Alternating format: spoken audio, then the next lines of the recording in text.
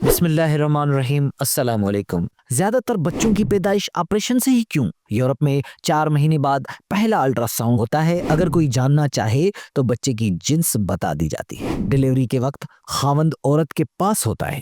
کمرے میں صرف 1-2 نرسیں۔ عورت درد سے چیختی ہے مگر نرس صرف صبر کی تلقین کرتی ہے۔ 99% نارمل کیسز ہوتے ہیں، نہ پہلے دوائی نہ بعد میں دوائی۔ خاوند خود بچے کے ناف کینچی سے کاٹتا ہے اور فوراً بچے کو ماں کے سینے سے لگایا جاتا ہے تاکہ وہ سکون پائے۔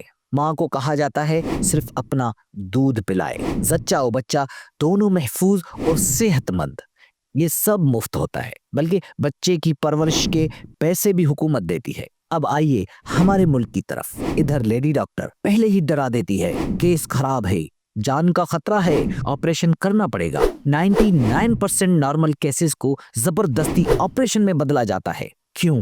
کیونکہ نارمل ڈیلیوری 5 سے 20 ہزار تک کی ہو جاتی ہے اور آپریشن کا خرچہ 30 ہزار سے 4 لاکھ تک کا ہوتا ہے۔ یعنی مقصد ماں اور بچے کی صحت نہیں بلکہ اپنی کمائی ہے۔ دوائیاں کلو کے حساب سے دی جاتی ہیں۔ خاوند یا ماں کو اندر جانے کی اجازت نہیں دی جاتی۔ اندر کیا ہوتا ہے اللہ جانے یا وہ مظلوم عورت جانے۔ اسلام میں واضح فرمان ہے، آسانی پیدا کیا کرو، سختی نہ کرو، خوشخبری دو، نفرت نہ دلاؤ۔ بخاری شریف میں واضح طور پر یہ احادیث موجود ہیں۔ کیا یہ انسانیت ہے کہ ماں کو کاروبار سمجھ کر کاٹا جائے؟ قانونی طور پر بھی یہ جرم ہے۔ اگر حکومت چاہے تو نارمل ڈیلیوری کو عام کرنا اور آپریشن کو صرف ضرورت کے وقت تک محدود کرنا مشکل نہیں، لیکن افسوس پاکستان میں صحت کا شعبہ بھی ایک بڑا مافیا بن چکا ہے، جہاں دین، اخلاقیات اور انسانیت سب پیچھے رہ گئی ہیں، صرف پیسہ آگے ہے۔